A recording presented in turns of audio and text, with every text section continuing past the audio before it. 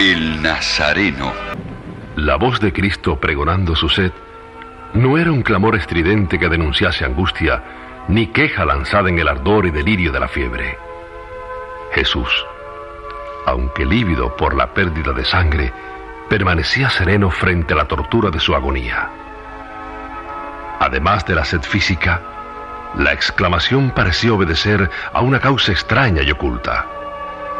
Era como si fuese preciso proferirla, sin esperar alivio a los dolores.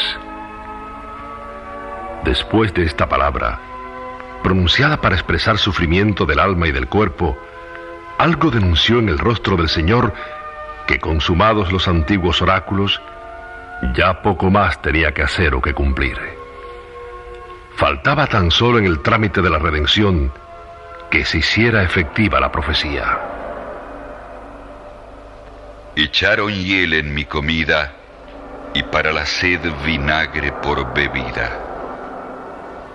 De este modo se convertía también en realidad el pronóstico del Maestro. La sed material, devoradora, torturante, formaba parte de la escritura de la visión profética del Mesías. Mi garganta está seca como teja, y al paladar mi lengua está pegada. Me reduces al polvo de la muerte. Cristo padecía realmente sed, una sed espantosa.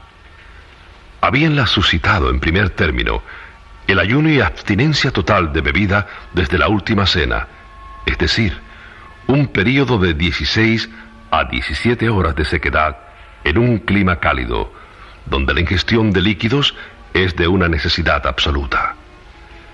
En ese plazo de tiempo, Cristo no probó otro líquido que el mínimo de enjuagarse la boca con el vino mirrado de hiel que le ofrecieron sus verdugos y que sirvió para hacerle arder las llagas de su paladar y de sus labios.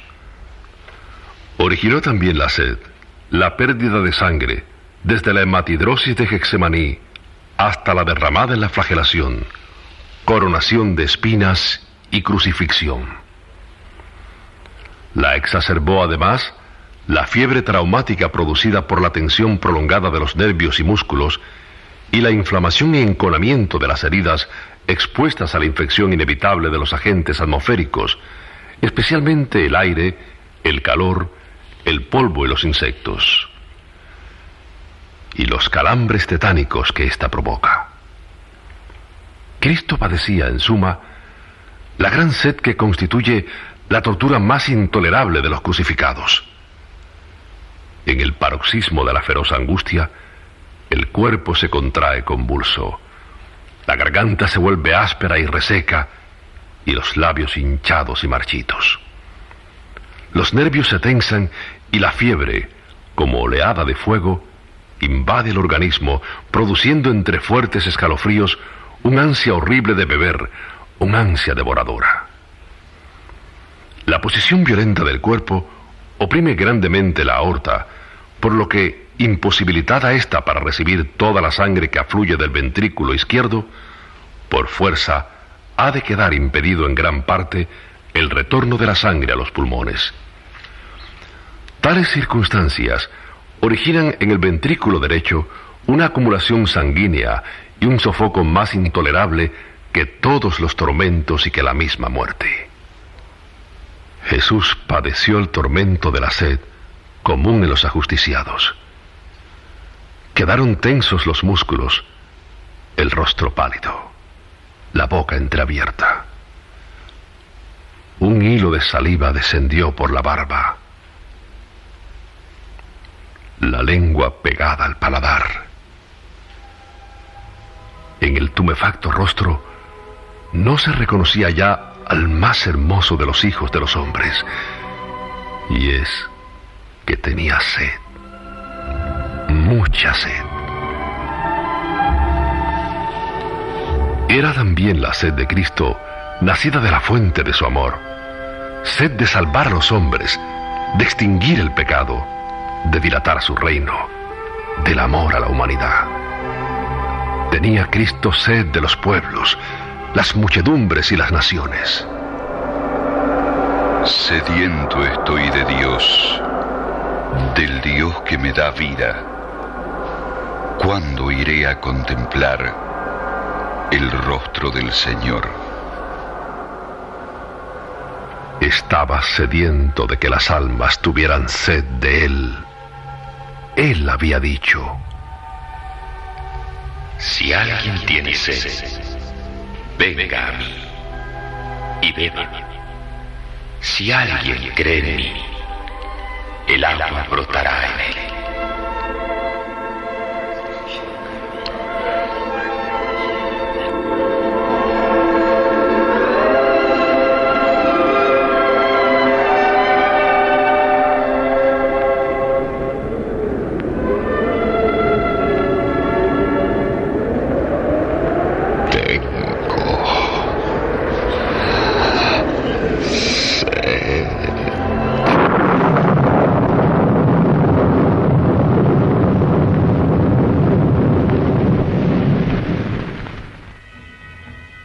Uno de los soldados tomó un trozo de la esponja que llevaba para limpiarse las salpicaduras de sangre, la empapó en posca y, clavándola en el extremo de una caña, se la acercó a los labios de Jesús, quien se mojó las grietas de ellos y pudo pasar algunas gotas para humedecer su reseco paladar. ¡Miradle cómo chupa! Tú! ¡Tira esa esponja y veamos si viene Elías a socorrerle!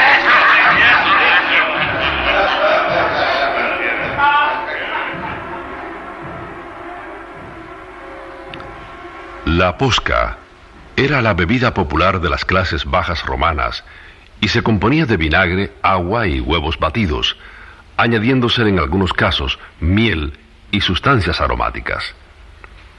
De esta poción, a falta de vino, que estaba vedado al ejército durante el servicio de armas, solían ir provistas las tropas cuando actuaban en campaña o cuando se equipaban para una expedición militar.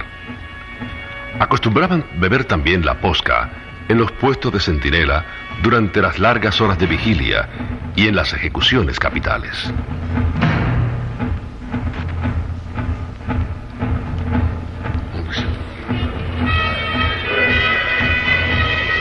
Una vez que Cristo hubo mojado sus labios en aquel brebaje, cuyo principal componente era el vinagre, nada quedaba por hacer.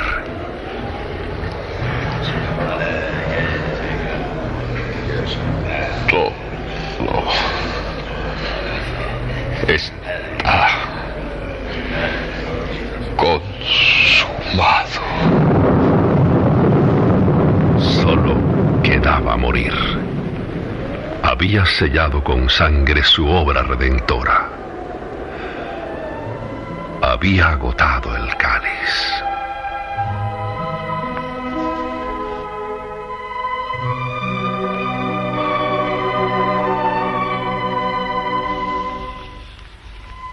Eran casi las 3 de la tarde. Desvanecíanse en Jerusalén las tinieblas y empezaban en el templo las ceremonias que preludiaban la Pascua.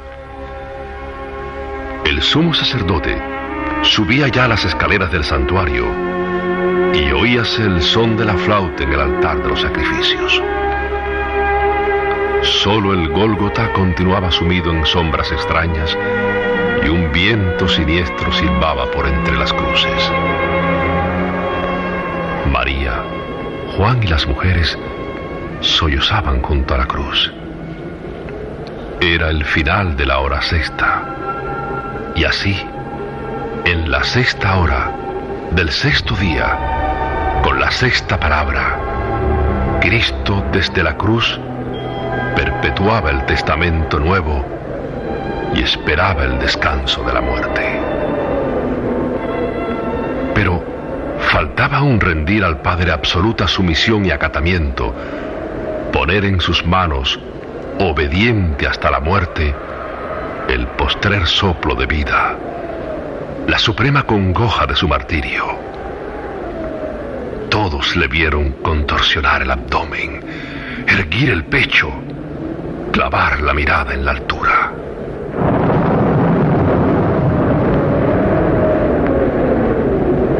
¡Padre! En tus manos encomiendo mi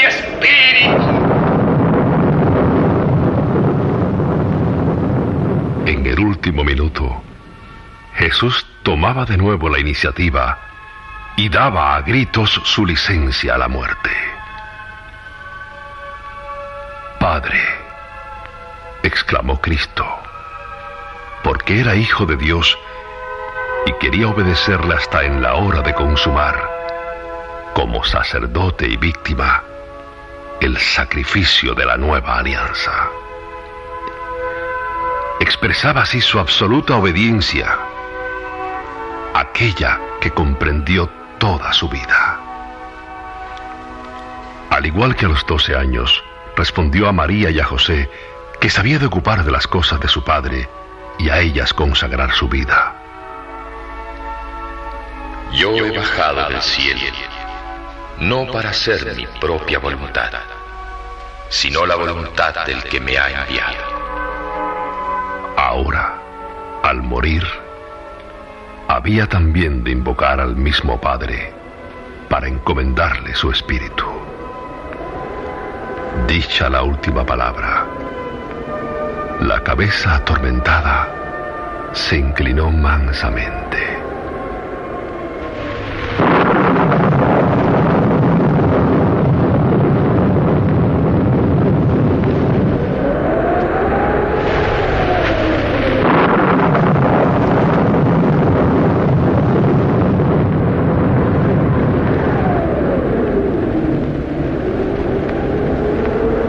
Jesús había muerto.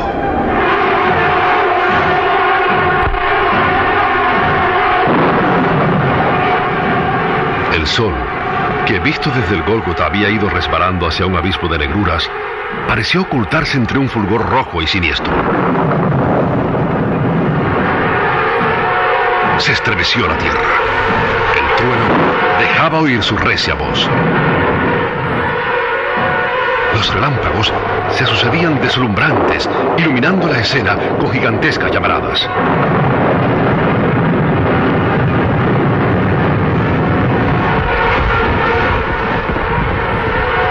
Se hundían las rocas y, abriéndose los sepulcros, resucitaron los cuerpos de muchos justos.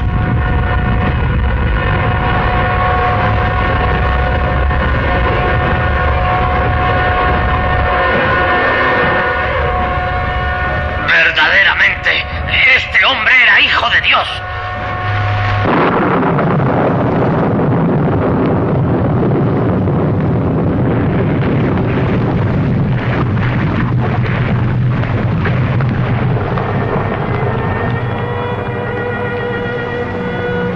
En el templo continuaba el sacrificio precursor de la Pascua. De pronto, ¡un terremoto! ¡Se está rasgando el velo! ¡El santuario queda al descubierto! ¡Vamos a morir aplastados!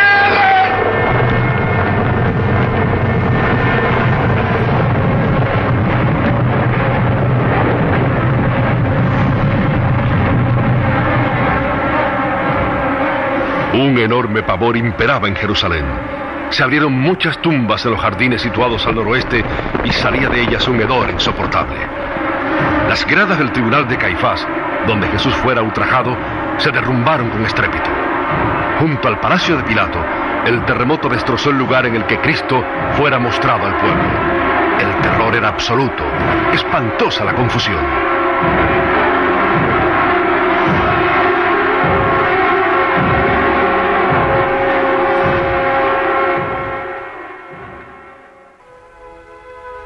Cristo había muerto. Y en la cumbre del Calvario, sobre el cielo rojizo y borrascoso, recortábanse vigorosamente las tres cruces. Él, el Redentor muerto para salvar a la humanidad, crucificado entre dos ladrones. Una serie escrita por Juan Alarcón Benito.